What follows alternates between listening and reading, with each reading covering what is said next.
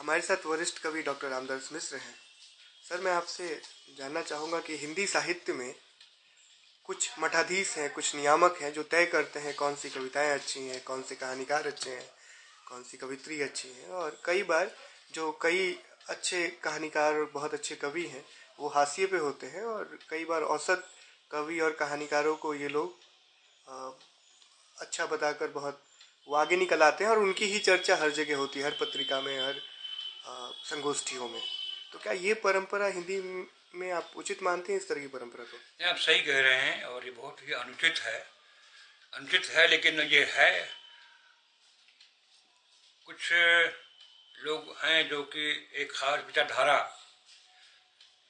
के माध्यम से जुड़े हुए हैं और उनकी एक टोली है, उनका एक गिरोह है। और उस गिरोह में जो लिखता है वो उसके जो मठाधीश हैं उनके लिए बहुत महत्वपूर्ण होता है।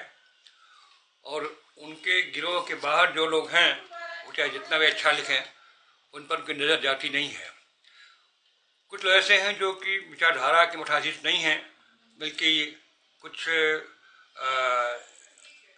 खास तरह से लिखने वाले लोगों के स्वामी हैं, मालिक हैं, और उस तरह के लेखन को पसंद करते हैं और ऐसे लोगों को वे दाद देते हैं, बढ़ावा देते हैं।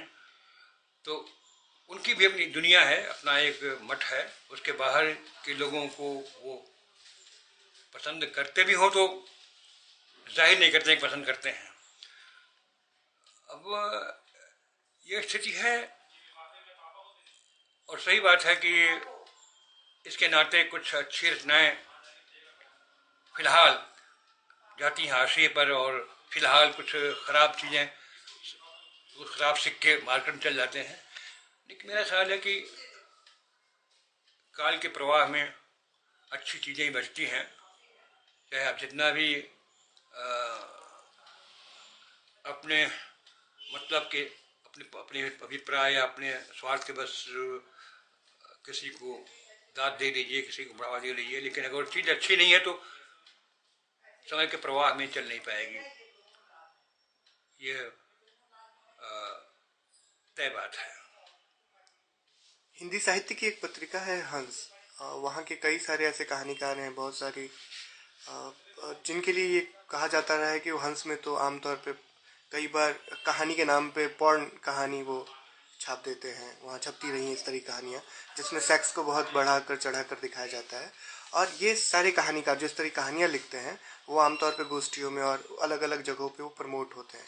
तो क्या इस तरह की कहानियों को आगे बढ़ाना और जो अच्छी और सामाजिक कहानियाँ हैं उनको हाशिए पे ढकेलना, इस तरह की संपादक जिस रुचि का होता है, जिस प्रवृत्ति का होता है, उसके अनुसार वो रचनाओं को पसंद करता है। और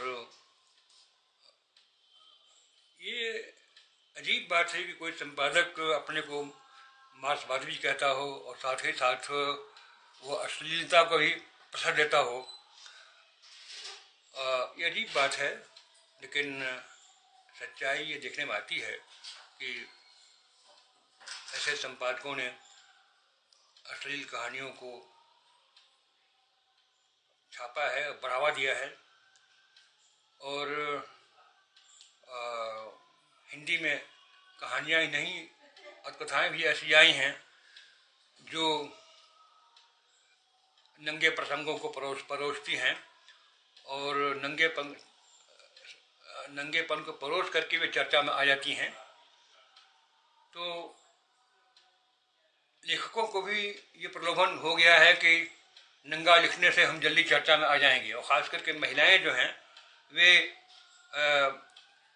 नंगापन परोस करके जल्दी चर्चा में आती हैं। तो कुछ संपादकों ने उनको बढ़ावा दिया ऐसा लिखने के लिए, छापा, तारीफ की। अब इसको क्या कहा जाए? लेकिन सारा दोष संपादक और लेखक लेखिका को देना ठीक रहेगा क्या? जो पाठक है उसकी कोई जिम्मेवारी नहीं बनती है? नहीं, पाठक की जिम्मेवारी होती है, लेकिन पाठक की का अधिकार कितना होता है? पाठक तो चिट्ठियाँ लिखता है संपादक को, अपनी राय व्यक्त करता है, और देखा होगा आपने कि काफ़ी संपादकों ने, काफ़ी पाठकों ने भी ऐसे लेखन के खिलाफ लिखा है, खूब लिखा है। और उन पाठकों की बात मत कीजिए जो पाठक खाली मनोरंजन के लिए पढ़ते हैं।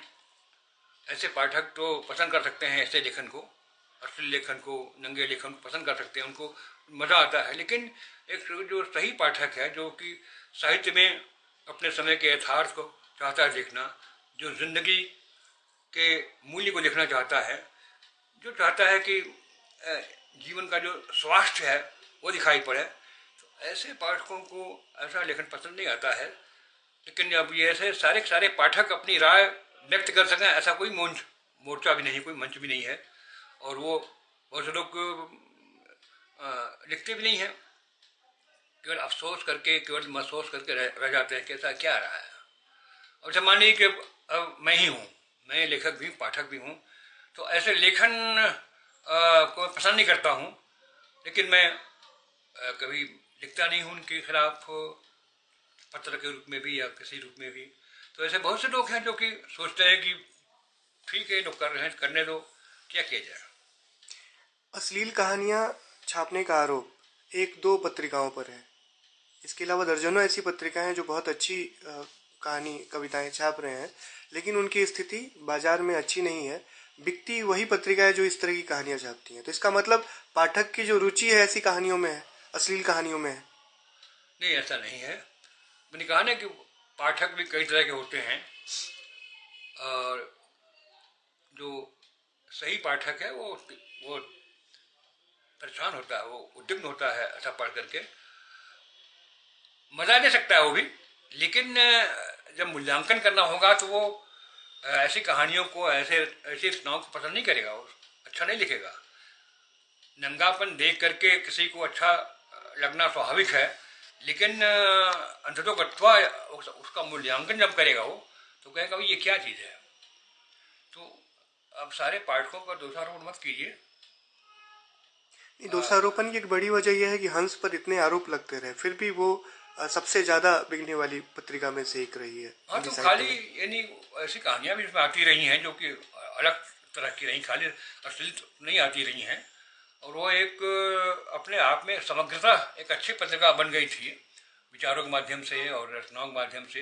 तो ऐसी कहानियां भी आती रही हैं क्योंकि संपादक की रुचि ऐसी रही है। लेकिन सारे लोग तो ऐसा नहीं लिखते रहे हैं। तो हंस का जो एक समग्र व्यक्तित्व है, उसके नाते वो लोगों को जाता रहा है। मैं तो मंगाता नहीं रहा हूँ कभी हंस, लेकिन और भी पत्रिकाएँ हैं, सेवागर्थ है, और ये सबका ये क्या नाम है, बहुत पत्रिकाएँ ऐसी हैं जो जाती हैं और पढ़ी जाती हैं। तो आप मानते हैं कि वो हंस जो था उसके जो संपादक रहे हैं, हाँ? जो पूर्व संपादक थे, उनकी वजह से, उनकी रुचि इस तरह की थी अश्लील कहानियों में, इस वजह से वो कहानियां छपती थी। अब शायद नए संपादक